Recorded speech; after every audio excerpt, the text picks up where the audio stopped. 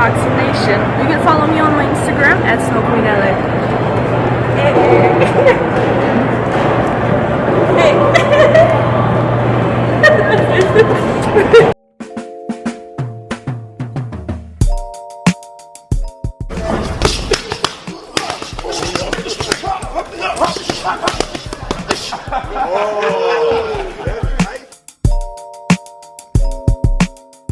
Dontaesboxingnation, what's going on, guys?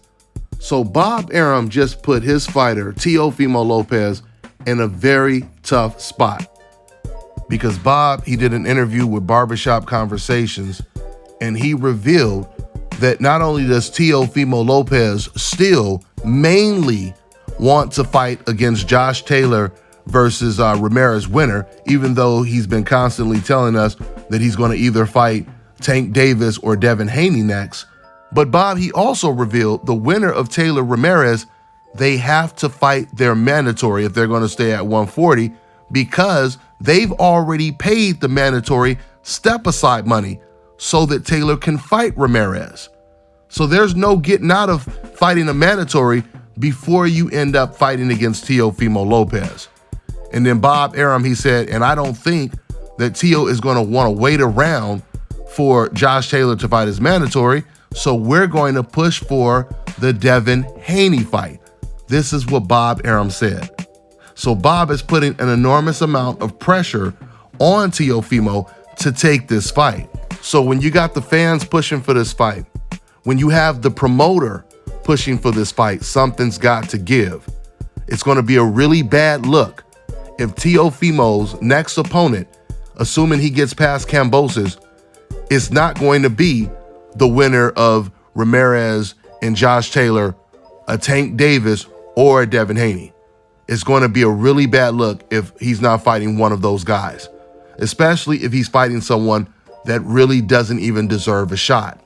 And this is why it's always dangerous for fighters to say, what has Devin done? What has this guy done? He doesn't deserve to fight us, etc., because that means from that point on that you say that, you're going to always have to fight someone that deserves to fight you more than Devin Haney does. If you say you're not going to fight Devin Haney because his credit score is too low, his credit score is a 500, you can't go out and fight somebody with a credit score that's a 400 or a 200. And we've seen a lot of fighters do this, which all it does is makes them a complete hypocrite.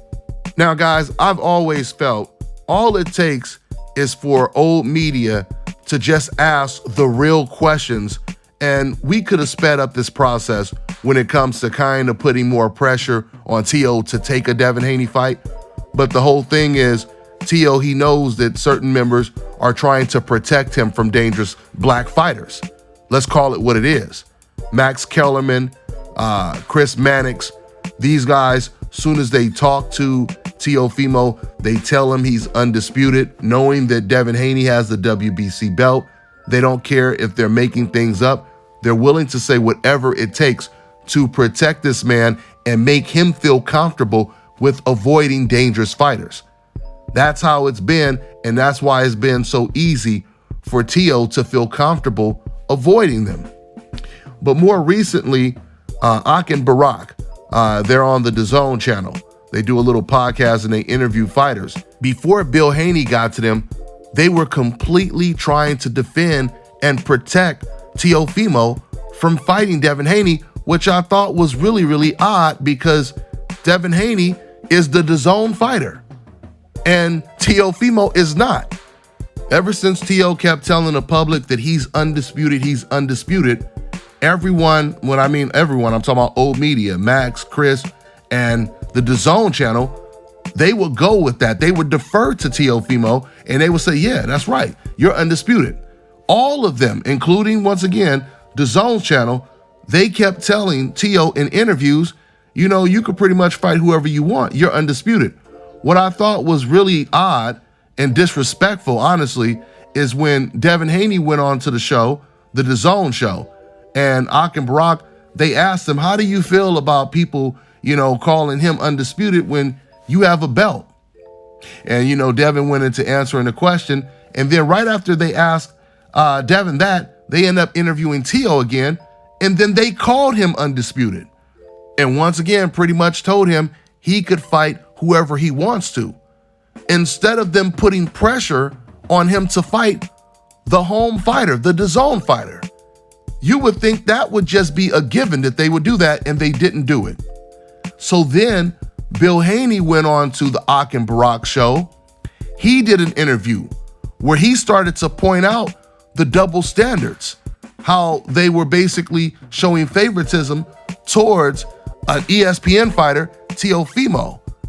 And Ak and Barak, they never released the interview. So the interview is nowhere to be found. The one interview where Bill Haney is basically telling them, you guys are showing favoritism and you're part of the reason why these fights are not happening.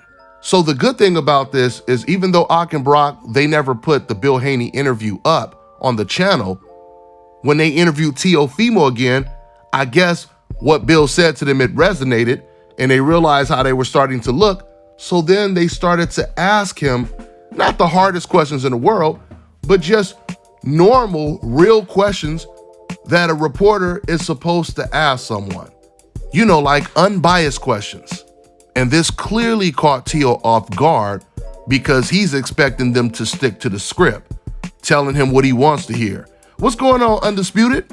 You know you can fight whoever you want. So who are you going to decide to fight next? He thought he was going to get the typical type of questions like that. But they threw him off by asking him this time. They said to him, since Devin Haney has the WBC belt, why don't you just go ahead and fight him so there's no confusion on who is really undisputed, right? And it was funny because then Teo, he started to answer the question using Max Kellerman's exact talking points, which is the reason why Max told him this. Because Max told him when he interviewed him, he said, man, look, you could fight whoever you want. You know, you don't have to fight this champion or that champion, because if you fight, you fight this guy, then they're going to say, oh, well, Tank is the regular WBA champion, and it just goes on and on and on. And Teo used what Max Kellerman said to answer that question, and he said it verbatim. An answer that really makes no sense at all, which is why you shouldn't just be following people that's trying to protect you. Because the whole thing is, if Teo is already saying that he wants to fight the best in the lightweight division, why wouldn't you want to fight them all, regardless of people saying, oh, well, they're going to say it goes on forever? You already said you wanted to fight Tank Davis and Devin Haney. So why would you make it seem like, oh, then they're going to say I have to do this, then they're going to say I have to do that? You're supposed to be the takeover. When you hear Teofimo talking like this, it sounds like somebody is trying to force him to do community service. When he says, oh, then they're going to ask me to do this, asking him to do something he does not want to do. That's how it sounds when he says this. And on top of that, for Teo to say, then they're going to ask me to fight the regular WBA champion, etc., etc. Now, Teo knows that no one has ever demanded a fighter to fight a regular WBA champion to be considered unified, to be considered undisputed, excuse me. Because everyone already knows that the Super WBA champion is the real champion. But you can't compare the regular WBA champion to the official WBC champion. The WBC belt, that's the longest reigning belt in boxing. That's the belt that all of the greatest carried. So how are you going to compare that to a regular WBA belt that's almost like an interim belt? So with this all being said, after DAZN asked Teofimo these semi-tough questions, all of a sudden, Teo, he came out and said, you know what? I'm tired of all this undisputed talk. I'm going to fight Devin Haney next. That's exactly what he said. But in the same interview, DAZN also asked Teo another tough question. They asked him, who do you want to fight after the Kambosos fight? And Teo, he tried to give his typical generic answer saying, oh, I want to fight everybody. And they said, no. Who do you want to fight in particular? Out of all of the guys, who would you really want the most? He thought for a minute, and then he said Tank Davis. He didn't say Devin Haney. He said Tank Davis. Then once again, we find out when Bob Arum does his interview, like yesterday or 2 days ago, that Teo has really been pushing for the Ramirez-Taylor winner, which once again, according to Bob Arum, that fight cannot happen unless Teo is just going to sit on the shelf and wait until Josh Taylor, because I know Josh is going to destroy Ramirez, after Josh Taylor fights is mandatory. Now, something else that the Teos just recently said, which really, really annoys me, because I had so much respect for Teofimo before this whole Devin Haney Tank Davis situation took place. In other words, before he fought against Lomachenko. So Teo Sr., he just recently said he's pretty much sure that Devin Haney is going to try to outprice himself. Now, this is the most ridiculous thing. I mean, because they've said a lot of ridiculous things, but this is probably the most ridiculous thing that the Teos have ever said. Maybe. Now, just remember, guys, Teofimo made $1.25 million against Lomachenko. Bill Haney contacted Teofimo Sr. directly on air. It was live. Offered this man $4 million. He said, well, if we can get you $4 million from the zone, will you take it? And Teo Sr. said, oh yeah, we'll take $4 million. And then about a couple days later after that conversation, Teo Sr., he ran into Eddie Hearn, and all of a sudden he asked Eddie Hearn for $10 million. And this is the same guy that's saying, we know that Devin Haney is going to outprice himself. What the Teos don't realize is how this looks from the outside looking in, meaning how the fans are reading this. This is a clear indication that they're already trying to set up a backup excuse just in case the fight doesn't happen. Or I won't even say just in case it doesn't happen, just in case they have to tell people that they are not fighting Devin Haney. This is going to be the built-in excuse, but it's not going to add up. Furthermore, to hammer the point why that makes no sense at all, if you guys have been following boxing, you know usually it's the fighter that's being chased that will outprice himself. It's usually the prey, not the predator, that is outpricing himself. And not saying that Teo is just going to be straight up prey to Devin Haney. I was obviously metaphorically speaking. But just to give you some actual examples of what I'm talking about, remember when Errol Spence was chasing Keith Thurman. When Errol Spence first started calling out Keith Thurman, like what, 5-6 years ago? Well, Keith Thurman was averaging like $1 million a fight, and he had just started making $1 million at that time. And he asked for $10 million to fight Errol Spence, a guy who he said wasn't proven, hadn't fought anybody, etc., but he wanted $10 million to fight him. Coincidentally, the same number that Teo Sr. demanded to fight Devin Haney, a fighter that Teo Sr. said has done absolutely nothing. So we already know for a fact, if anyone outprices himself, it ain't gonna be Devin Haney.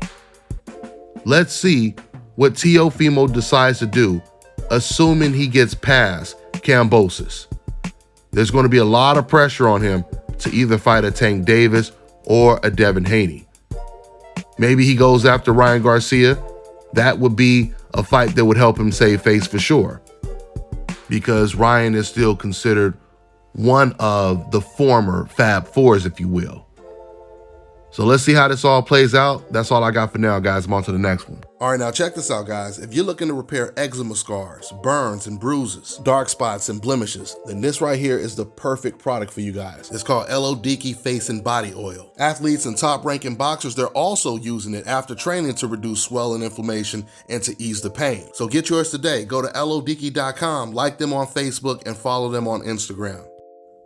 Fellas, I've got some great news for you. If you've lost your hair or have a receding hairline, the time has come when you can finally get your hairline back through a process called scalp micropigmentation. So here's how it works. It's a hair tattoo that replicates the look of your hair follicles when you have fully shaved it down. So to get this hookup, make sure you follow and contact my man ScalpCarolinas on Instagram. This is Bobby, and you're watching Dontaesboxingnation. Love that.